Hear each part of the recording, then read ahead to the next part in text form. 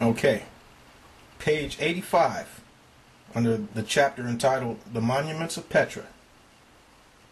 We'll start at the bottom paragraph. It reads, "The causne, which greets the eye long before the explorer has actually issued from the Sikh."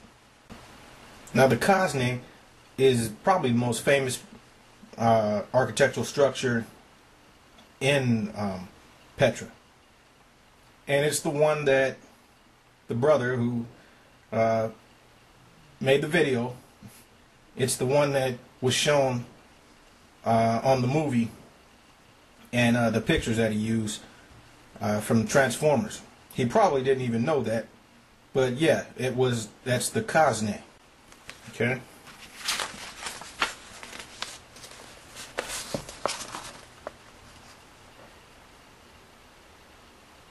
It is the most remarkable monument, as we have already seen, in the entire necropolis. It faces the exit of the Sikh. No other rock-hewn edifice, even in Petra, can really be said to compare with it. It was presumably a royal mausoleum. It dates very probably from the 1st century AD, as its style is not Roman but Hellenistic, the pomp and decoration of the late Roman architecture being entirely wanting. So this dates from around the 1st century AD. Now, the Edomites were expelled from Petra in the 5th century, in the 6th century BC. The Nabateans occupied Petra throughout the times when the Romans occupied the territory. All right, but this structure, it says it dates very probably from the 1st century AD, as its style is not Roman but Hellenistic. All right, we'll move on down. On the other hand, the Corinthian capitals, the elaborate moldings, the decorative reliefs on flat surfaces.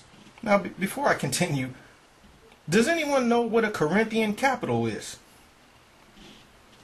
It's an architectural style. But a Corinthian capital, there's a certain dates when the Corinthian style of architecture came about. All right? The three main styles of these capitals and whatnot are Doric, which is the oldest, Ionic, and Corinthian. These are all Hellenistic styles of architecture. All right, so it says, on the other hand, the Corinthian capitals, a capital is something at the top of a column. All right, that's those things that Grecko Roman style of architecture that you see in these court buildings and these state buildings and the old Greek temples and Roman temples and whatnot. All right, those are capitals. It's at the top of a column.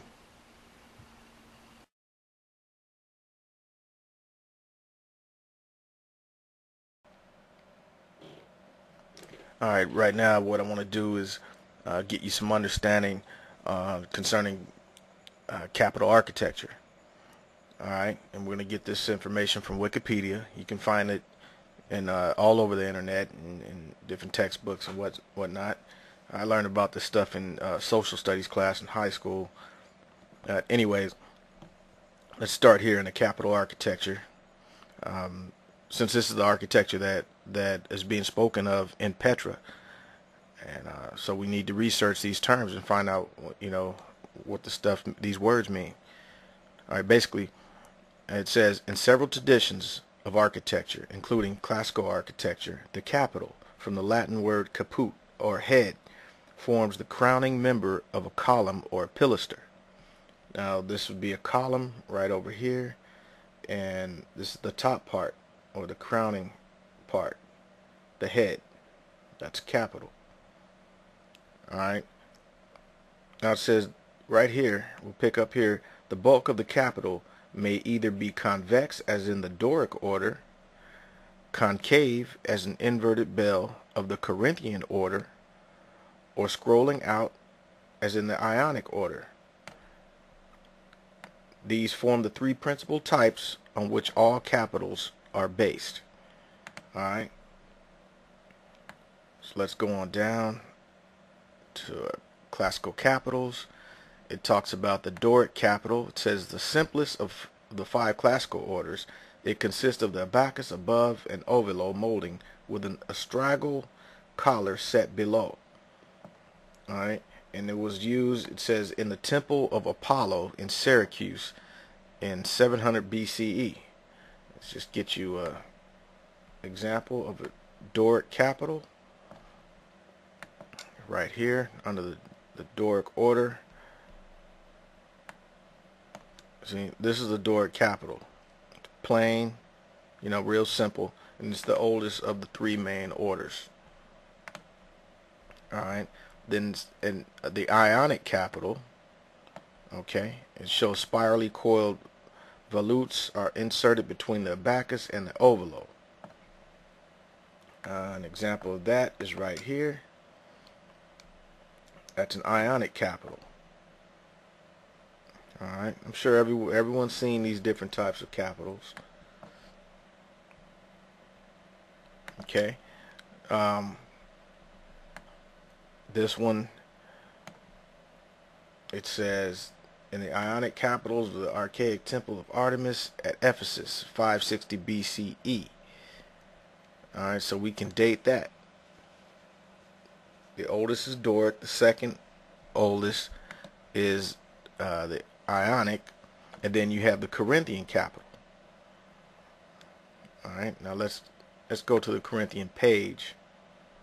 And let me give you an example of the Corinthian capital, how that looks. I'm sure you've seen these. It's fancier. You can see, you can tell it's a more advanced style. Alright, it has the leaves and everything. Okay. Now in the history, it says a more famous example and the first documented use of the Corinthian order on an exterior of a structure is the circular corrugate monument of Lysicrates in Athens, erected around 334 BC. Alright. The Edomites were expelled from Petra in the 6th century BC.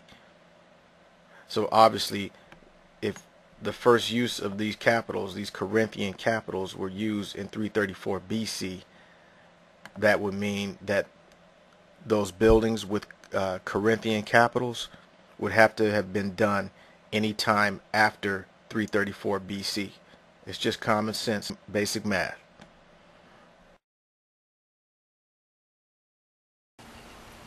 Alright, so it says, I'll pick up where it says the elaborate moldings, the decorative reliefs on flat surfaces, and the free use of statues and carved animals show that either the Nabateans were themselves capable of such workmanship, or that they employed, like Solomon, when constructing the temple in Jerusalem, foreign architects and foreign workmen to execute it.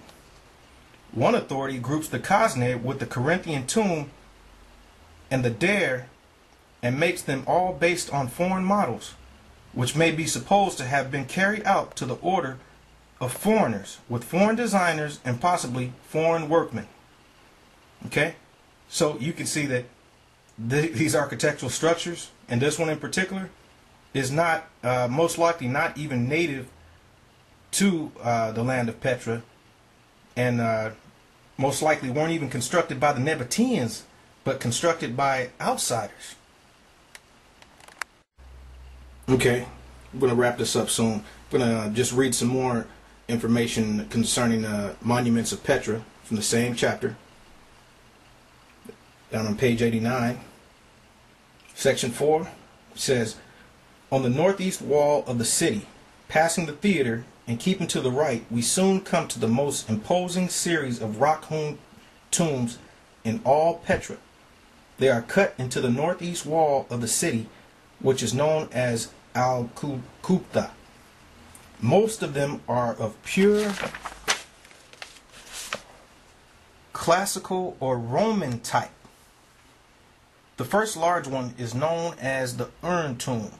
The rock front of the monument has been so cut down as to provide a large flat area or court in front of the tomb, over 70 feet wide, adorned with Doric porticos on either side. Now Doric, that's a form of architecture. That's an architectural style, a Hellenist architectural style. There's dates when these styles came about. 5 ancient arches of solid masonry sustain this area, which naturally furnishes the temple tomb in an imposing setting. Some of these arches are still in place, but most of them are blurred under the ruins of those that have fallen. Over the great mass of fallen stones, it is necessary to scramble in order to reach a level area.